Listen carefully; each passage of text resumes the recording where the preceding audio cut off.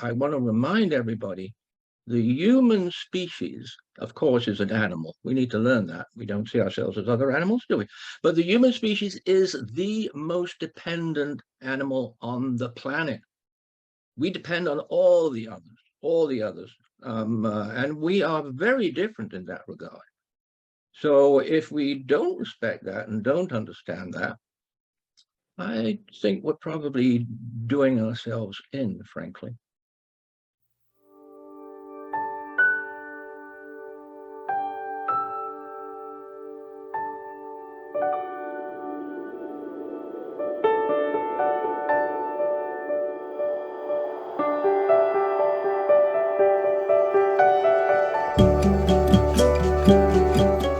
Hello, everyone, and welcome to another Climate Emergency Forum.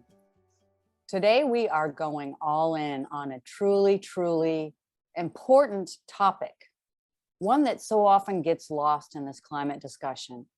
So I kind of want to get you in the mood for this, kind of put on your little woo-woo, your little spirituality, because it's no joke. But first, if you're not a member, go ahead and hit that subscribe button. I got to get this in there because what we share with you, we truly believe is important.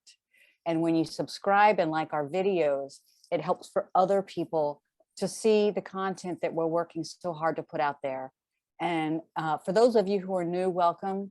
And for those of you who've been with us before, you know by now that this means a lot to us. So please do hit the like button and leave a comment. So for today's topic, extinction is forever, the biodiversity collapse. And I want to put us in there, but I also want to put us, when I say us, I mean Homo sapiens, out of there. Because too often, for whatever reason, we put ourselves front and center. And for as sapiens or knowing as we like to perceive ourselves as being, we seem not to be able to live well with others. So many other species get along. Yeah, sure, they eat each other once in a while, but we do that too. But as creators, we are also destroyers. And I look at the Great Barrier Reef, you know, this amazing, amazing structure that doesn't destroy living beings in its path, but in fact creates a place for more life and harmony. Wouldn't that be amazing if we could build with that in our sights?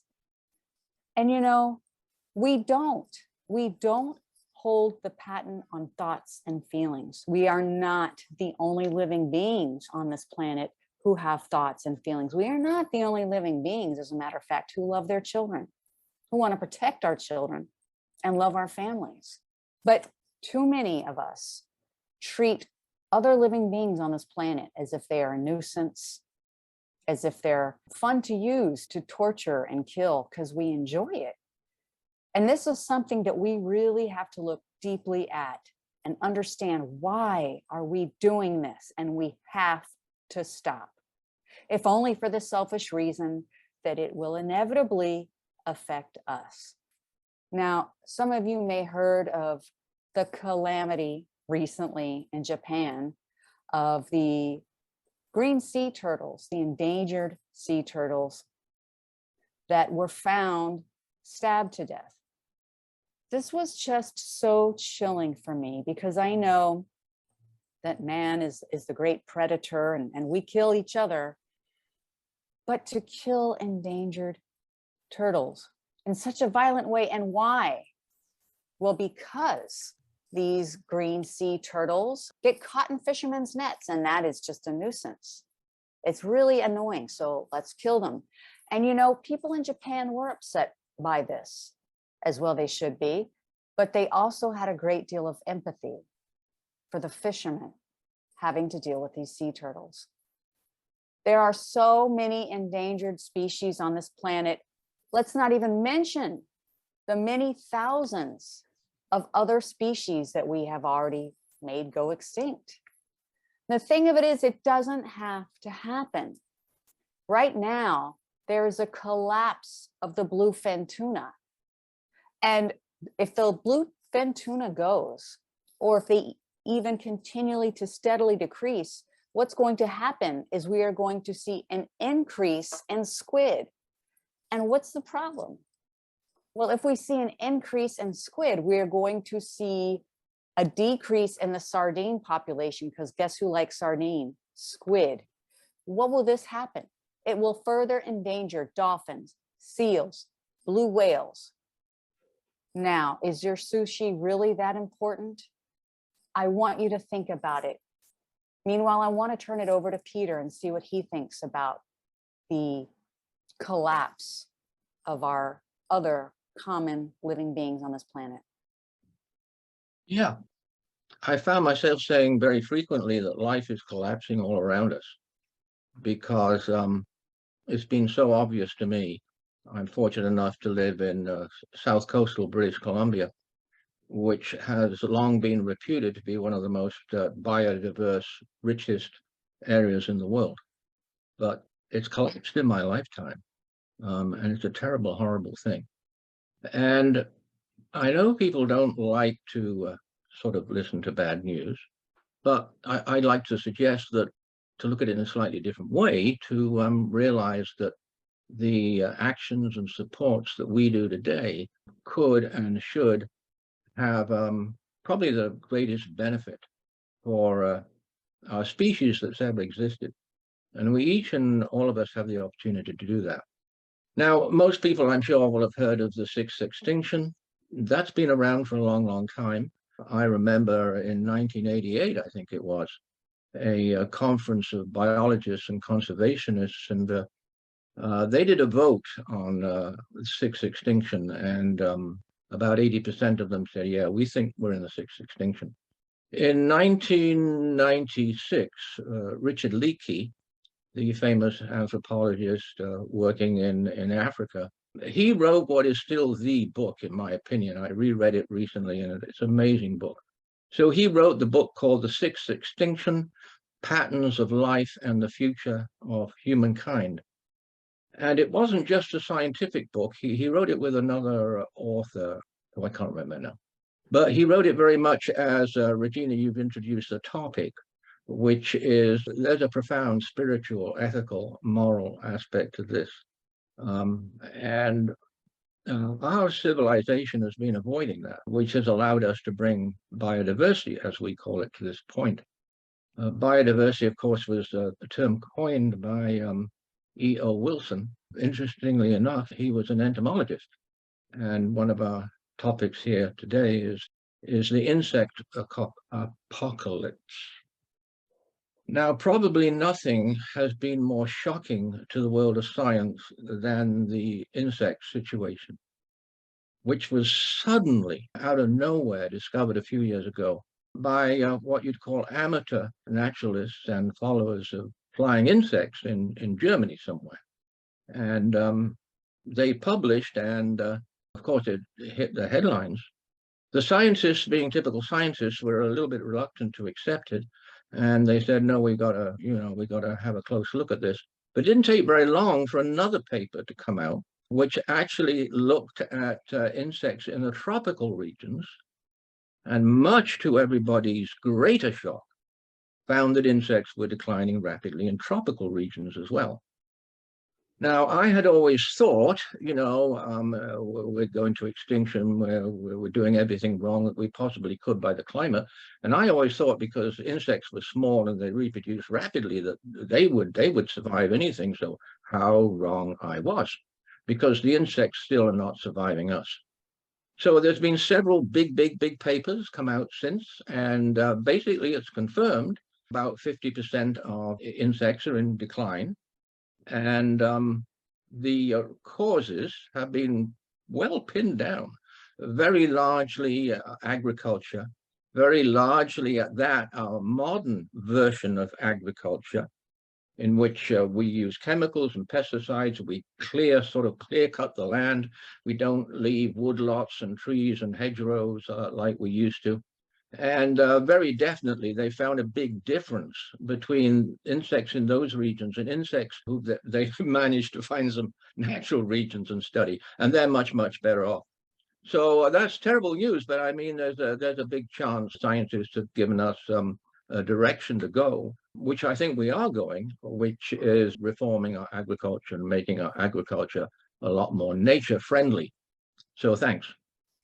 Thank you, Peter, and thank you for bringing up insects.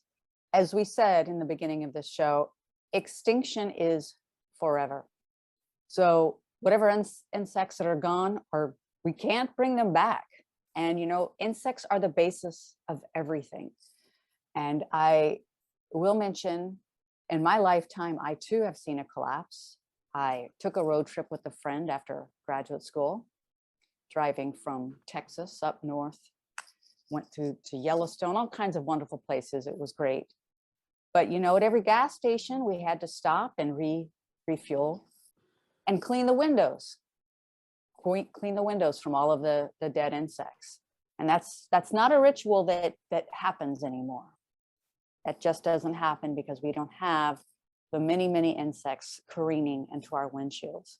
So Paul, what do you have to say about this extinction event that we're all living through? Well, I often talk about the jet streams and the proximate reasons for weather disruption. I mean, the warming on the planet is obviously very uneven, with the poles warming much, much faster than lower latitudes, causing the jet streams to buckle, and we're getting more and more extreme weather events. The frequency of them, the severity of them, and the duration of these extreme weather events, like torrential rains leading to floods or droughts, heat waves, etc. And these heat waves, of course, plants and animals don't have the luxury of air-conditioned, controlled environments. And also, the weather seems to be whiplashing from one extreme to the other very, very quickly. And that makes it very difficult for plants and animals to adapt to what's going on, because it's just, we're going from one extreme to the other. Of course, in the drought-stricken regions with heat waves, and Europe's just gone through, massive heat wave. UK's been in the news for quite a while with their heat wave, but we're getting these more and more wildfires occurring. And think of the wildfires in Australia, where literally billions of mortalities in the animals there, and plants being destroyed and so on. This loss of biodiversity is not just a loss of species, not just a reduction in the number of species on the planet, but there's also, along with the extinction, there's also a great loss in the numbers of plants and animals of the species that are still around. The ecology of the biosphere is completely changing rapidly. There's lots of habitat destruction, both direct from humans, but also indirect from the changes in the weather patterns that are occurring.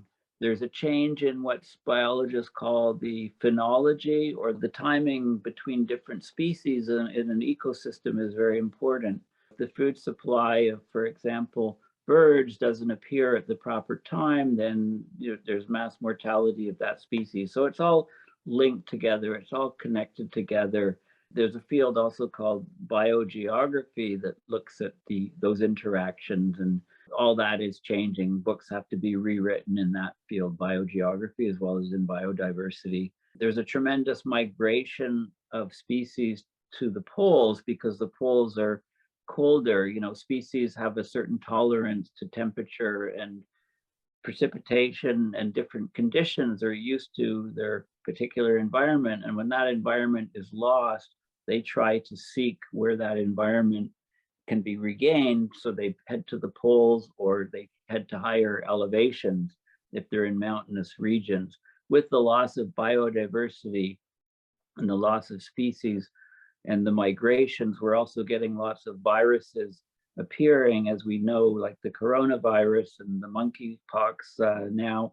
So these viruses are getting worse, and they seem to be more resilient to human attempts to try to mitigate them. Look at all of the different variants of the coronavirus. Humans have actually tried to use viruses and intentionally introduce them in some environments. It's interesting.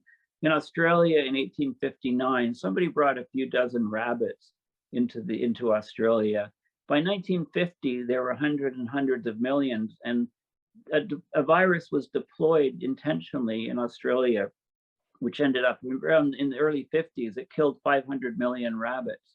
The rabbits were eating everything, all of the crops, but you could imagine these sort of things out of control. So anyway, biodiversity is collapsing. As Peter says, life is collapsing all around us.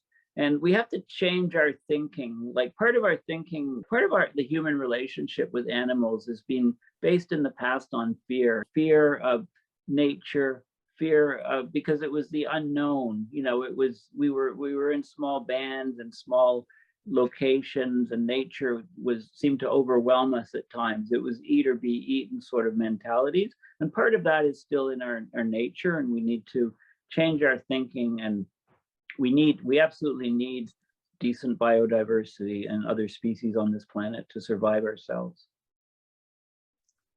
Well, thank you, Paul. I really appreciate your bringing up the idea that other animals, do not have the luxury, I hate to say the word luxury, but luxury of air conditioning to deal with this extreme weather. And they're much more subject to the vagaries of climate change than we are. Thus, they're much more vulnerable. But news coverage tends to focus on the impact to humans. And I would like to say that we are definitely suffering from human chauvinism. And I like this term.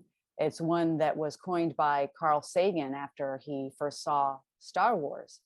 And I think it was a very important point. Maybe some people thought that it was silly when he complained at the end of Star Wars that everyone got a medal except for Chewbacca.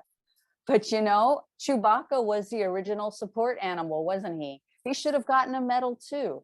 But listen, this human chauvinism that we all suffer from, it's got to go. It's got to go. We're not the only game in town. And if we keep thinking this way, the jig is going to be up, and we're close to it. And Peter, I wonder if you have any other thoughts? Yeah, I just wanted to comment on Paul's statement. E.O. Wilson, no less, agrees with the fact, and he wrote a whole thing about it. The biophobia was a huge problem because we're not studying other creatures enough. We're not learning enough about them, how brilliant they are. And so he proposed the term biophilia, which is great. Seems to me that children naturally love other little animals and other animals. So seems to be that we lose our way somewhere along the line. At the Rio Earth Summit in '92, there was a proposal that 12% of the land on the planet should be conserved and left alone. And now, of course, we know that's not enough, and it's now being proposed for 30% of the land to be left and left alone. I just want to mention the oceans. The oceans are being absolutely destroyed. Plunder is a completely inadequate word. I mean, we had fished out the oceans decades ago, and this factory fishing is still going on. It's massive.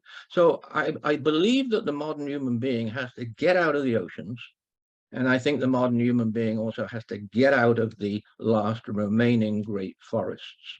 I think if we don't, we are done for, because I want to remind everybody, the human species, of course, is an animal. We need to learn that. We don't see ourselves as other animals, do we? But the human species is the most dependent animal on the planet. We depend on all the others. And we are very different in that regard. So if we don't respect that and don't understand that, I think we're probably doing ourselves in, frankly. Thank you, Peter. I couldn't agree more. We are an animal, and we are one of the many animals that share this planet, and we should share better. Don't you think so, Paul? Yes, I think so. And this biophobia is deeply ingrained, I think, in our subconscious still, because as we were evolving as a species, it was really a matter of survival.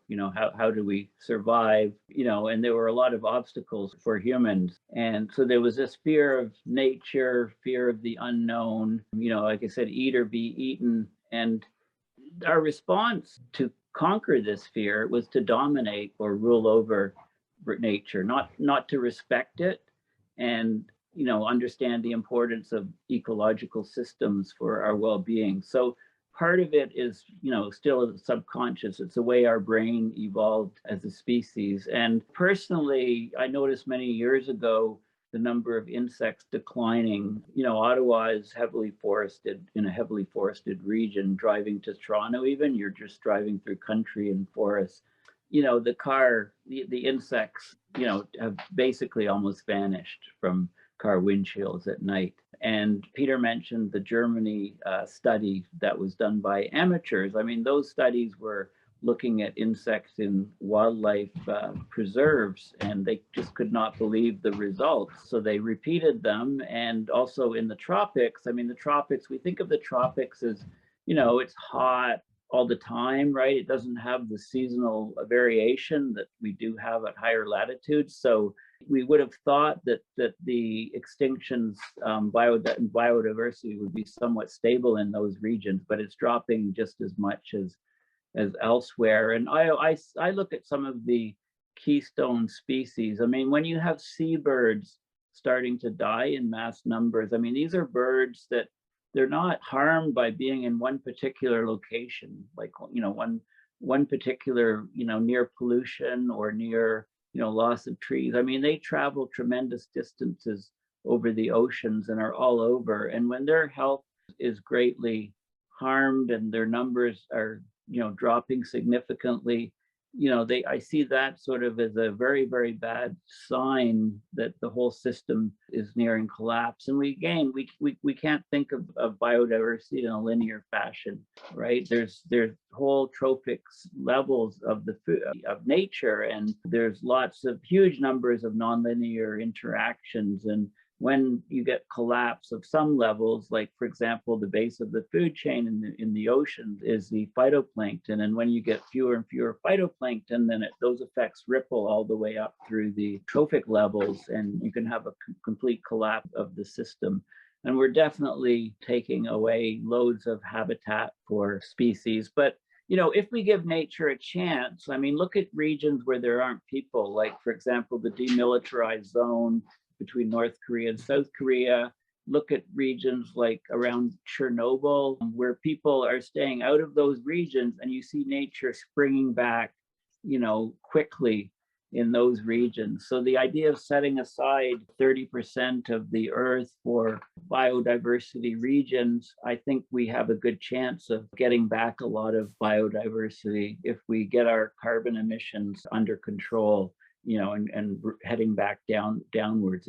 We have no choice but to try those things, and then perhaps we regain a lot of biodiversity. And increasing biodiversity in the oceans, for example, is a way to capture vast amounts of carbon. If we've lost 90% of the large sea creatures and large fish in the ocean, if we can regain lots of biodiversity and numbers of fish in the oceans, that will be a huge sink for carbon, taking carbon out of the atmosphere and ocean system, putting it back into the biosphere. So we're heading the complete wrong direction. And we have to remember that if biodiversity collapses in the oceans, then that will itself trigger a collapse of biodiversity on the land, on the continent. A molecular geneticist might argue that no species is necessarily gone forever. That we can get some DNA and bring back dinosaurs, that sort of thing. But those sort of things are more science fiction than science. I feel like nothing points to the denial of extinction more than the idea that we can pick up some DNA from a woolly mammoth's tooth and recreate it. It seems like humans are forever in one state of denial or another. But I will say I agree, urbanization is definitely the key. I live in New York City. Suburban sprawl is the enemy of the planet. And we are, after all, as they say, social creatures, so urbanize away. Listen, I've really enjoyed this conversation. It's not been an easy one, but I do think that it's very important. And Peter, I was really interested about the book that you recommended by Richard Leakey. And I also wanted to recommend this, I guess, a more modern one, The Sixth Extinction by Elizabeth Colbert. It's not an easy read, and I will be honest with you, I've gone through a few pages and then put the book down because it's difficult. Because, as I said, denial is a much easier path. But we don't want you to be in denial, and we're trying not to be either. And I think it starts with knowing that we're not the only game in town, and that other living beings have a right to live and call this planet home every bit as much as we do. And we can do our part. You know, I'm not trying to make people feel bad for enjoying sushi, but just understand what that means, where it comes from, and maybe do it as a treat once a year and not every day at lunch, like I see so many people here in New York doing. But once again, thank you so much for joining us. If it is to be, it is up to you and me. So let's make it happen, everyone. And we'll see you next time here at the Climate Emergency Forum.